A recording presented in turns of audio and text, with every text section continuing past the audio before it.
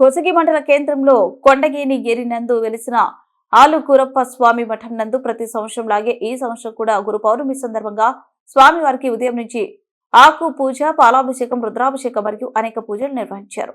కొండగేని గిరి పెద్దల ఆహ్వానం మేరకు ఆలుకూరప్ప స్వామి ఆలయానికి ముఖ్య అతిథులుగా శ్రీనివాసానంద స్వామి, సుందరానందగిరి స్వామి, ఆచార్య గోపాల్ స్వామి వారు హాజరై ఆలుకూరప్ప స్వామి వారికి ప్రత్యేక పూజలు నిర్వహించారు.